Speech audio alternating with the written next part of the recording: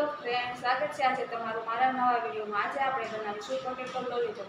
આ potato lollipop બધાને ખૂબ જ ભાવતા હોય છે, નાનાથી માંડીને બધાને ભાવે છે આ પોટેટો લોલીપોપ। તો ચાલો બનાવવાનું। પોટેટો લોલીપોપ બનાવવા માટે આપણે સ્ટફિંગ તૈયાર કરવા માટે અહીંયા મેં 2 ટેબલ સ્પૂન તેલ લઈ લીધું છે। તેમાં આપણે પચવામાં સરળ રહે તે માટે ચપટી હિંગ નાખીશું। હવે આપણે તેને સારી રીતે સાંતળી લઈશું। હિંગ ફૂટી જાય આપણે પોટેટો લોલીપોપની સ્ટફિંગ તૈયાર કરવા માટે મેં 2 ટેબલ સ્પૂન તેલ લઈ લીધું છે। તેમાં એક ચપટી હિંગ નાખી દીધી છે। હવે આપણે 1 ટેબલ સ્પૂન આદું નાખી દઈશું। આદુને સારી રીતે સાંતળી લઈશું। હવે તેમાં આપણે લસણની પેસ્ટ એડ કરી દઈશું। આ બંને વસ્તુ સારી રીતે સતળાઈ જાય પછી આપણે બીજા સ્ટફિંગ નાખીશું। અને 1 મિનિટ માટે હાઈ ફ્લેમ પર કૂક કરવાનું છે, જેથી તેનો કાચો સ્વાદ જતો રહે।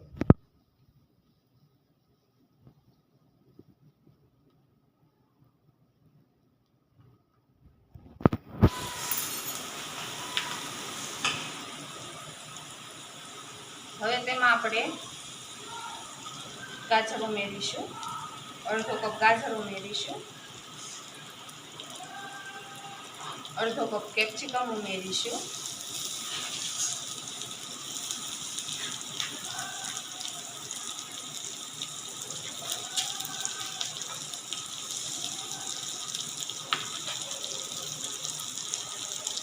અડધો કપ કાંદા ઉમેરીશું।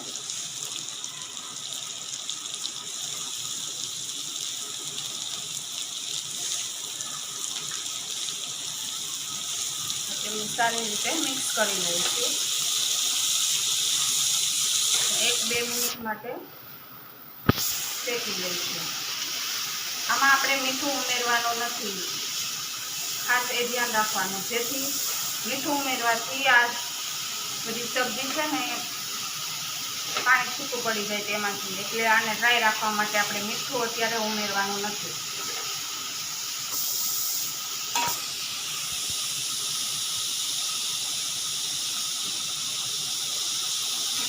મીડિયમ ટુ હાઈ ફ્લેમ પર આપણે આને 2 મિનિટ માટે શેકી અને ગેસ બંધ કરી દઈશું, જેથી શાકભાજીનો કાચો સ્વાદ હોય તે જતો રહે। વધારે પડતું આપણે આને કૂક નથી કરવાનું। 2 મિનિટ માટે કૂક કરી અને ગેસની ફ્લેમ બંધ કરી દઈશું।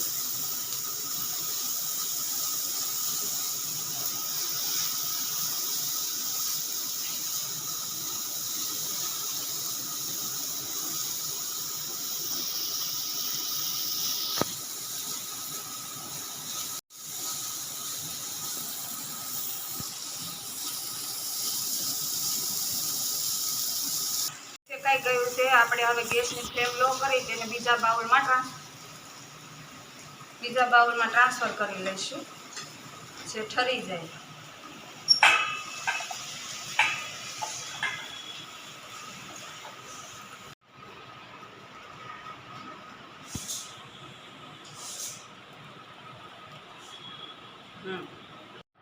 અહીંયા મેં બાફેલા બટેકા લઈ લીધા છે। વજનમાં 1 કિલો બાફેલા બટેકા છે, જેનું આપણે સ્ટફિંગ તૈયાર કરીશું।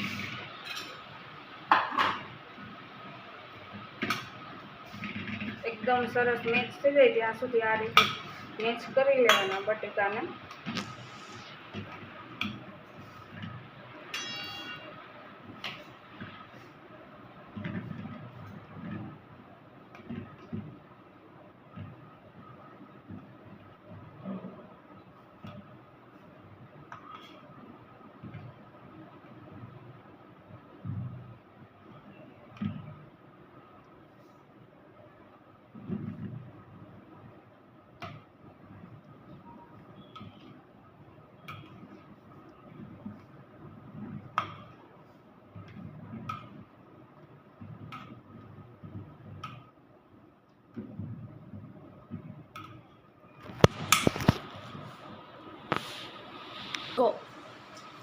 હવે આપણે તૈયાર કરેલા સ્ટફિંગને મેશ કરેલા બટેકામાં ઉમેરી દઈશું।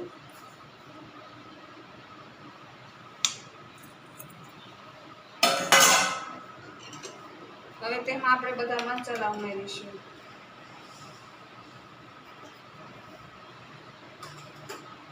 ચપટી હળદર, ધાણા જીરું પાવડર, મરી પાવડર, સંચળ પાવડર, ગરમ મસાલો, આમચૂર પાવડર, કસ્તુરી મેથી,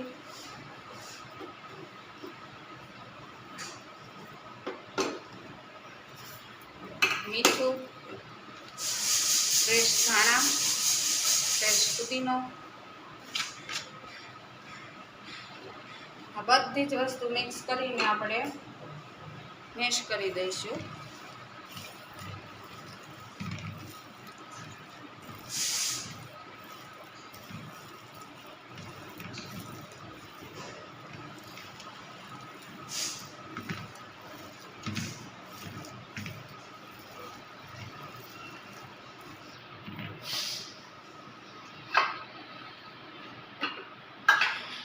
સાથે સાથે તેમાં રેડ ચીલી પાવડર ઉમેરીશું, કાશ્મીરી મરચું,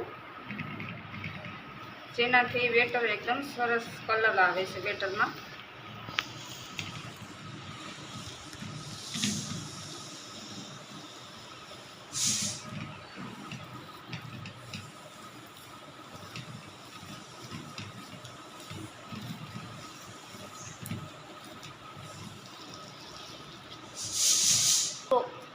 હવે આપણે બનાવેલા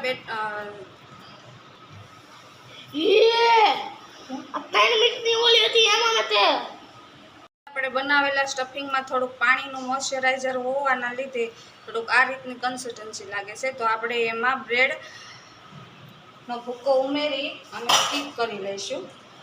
હવે આપણે આમાં બ્રેડનો ભૂકો ઉમેરીશું, જેથી તે સરસ બની જાય.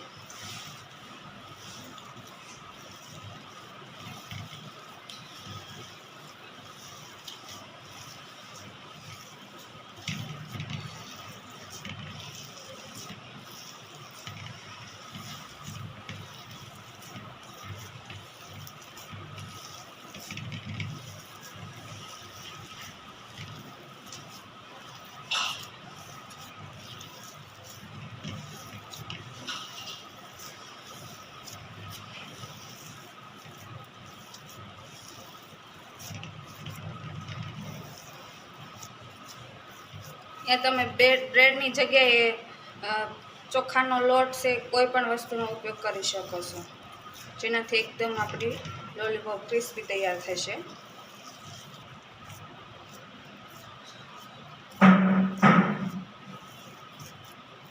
તો જોઈ શકો છો કે સરસ રીતે આપણું બેટર તૈયાર થઈ ગયું છે. આપણું પોટેટો લોલીપોપ બનાવવા માટેનું સ્ટફિંગ ચાલુ બનાવીએ. પોટેટો લોલીપોપ આ રીતનું આપણે પોટેટો લોલીપોપ બનાવવા માટે જોઈશે. હવે આમાં આપણે કેન્ડી સ્ટિક લગાવી આ રીતે મેચ કરી દઈશું અને કેન્ડી જેવો શેપ આપી દઈશું.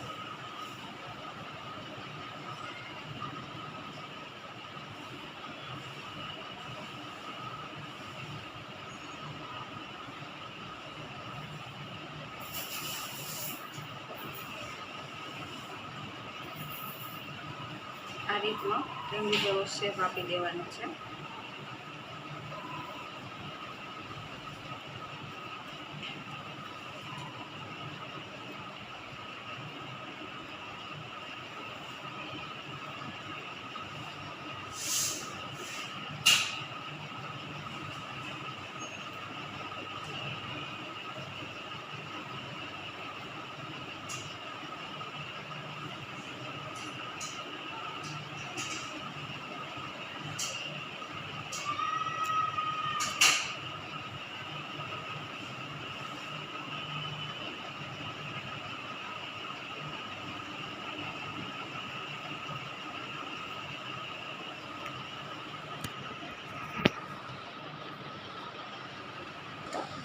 આ રીતની બધી જ કેન્ડી આપણે આ સ્ટફિંગમાંથી તૈયાર કરી લઈશું. કેન્ડી આપણે આ પોટેટો લોલીપોપ બનાવવા માટે આપણે આ બ્રેડનો ભૂકો કરીને લીધેલો છે. તેમાં આપણે મીઠું ઉમેરી દઈશું અને તેને આ રીતે મિક્સ કરી દઈશું.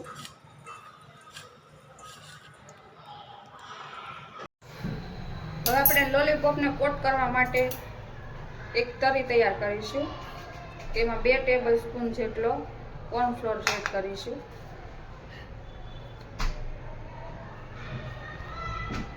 કન્સિસ્ટન્સી એકદમ સ્મૂથ રાખવાની છે, બહુ જાડી નહીં અને બહુ પતલી નહીં. મિક્સ કરીને આપણે પાણી નાખતા જઈશું અને મિક્સ કરતા જઈશું. જરૂર પ્રમાણે જ આપણે તેમાં પાણી ઉમેરીશું. હવે આપણે આ રીતે આ બેટરમાં કોટ કરી લઈશું. આ રીતે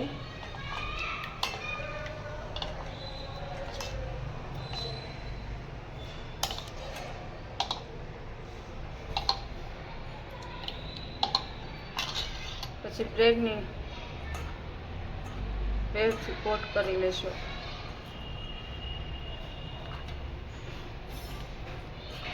આ રીતે આપણે બધા જ લોલીપોપને તૈયાર કરી લેવાના છે.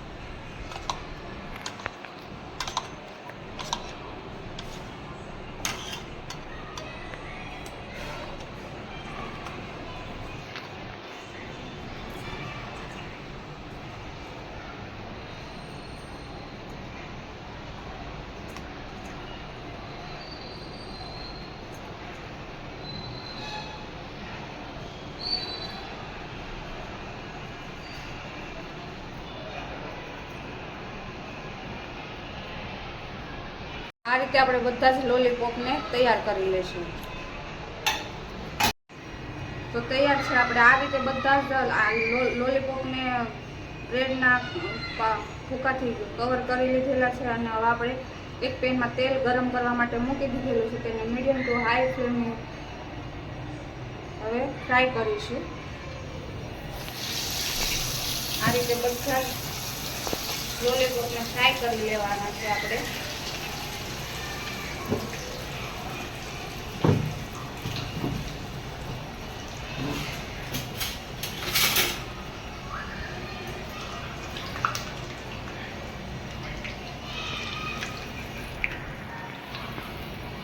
એકદમ ગોલ્ડન બ્રાઉન થાય ત્યાં સુધી આપણે આમને ફ્રાય કરીશું.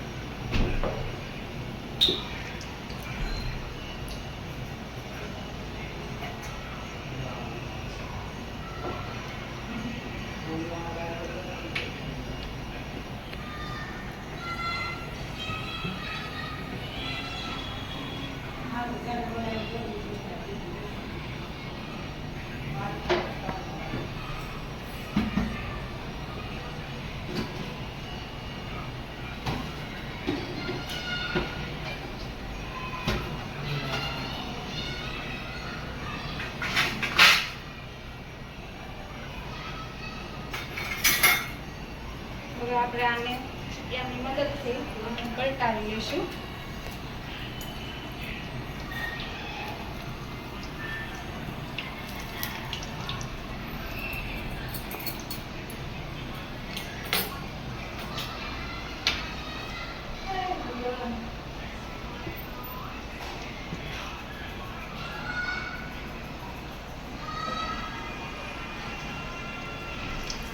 આપણે તેને બહાર કાઢી લઈશું. તમે જોઈ શકો છો કે એકદમ ગોલ્ડન બ્રાઉન થઈને એકદમ ક્રિસ્પી થઈ ગયા છે લોલીપોપ. હવે તેને આપણે સર્વિંગ બાઉલમાં કાઢીને સર્વ કરીશું. તૈયાર છે આપણા પોટેટો લોલીપોપ. તમને આ મારી રેસીપી કેવી લાગી તે કમેન્ટ સેક્શનમાં જરૂરથી જણાવજો અને ઘરે એકવાર જરૂરથી ટ્રાય કરજો. મારી સાથે સાથે મારી ચેનલને સબસ્ક્રાઈબ કરી લાઈક, કોમેન્ટ અને શેર દોસ્તોમાં શેર કરી દેજો.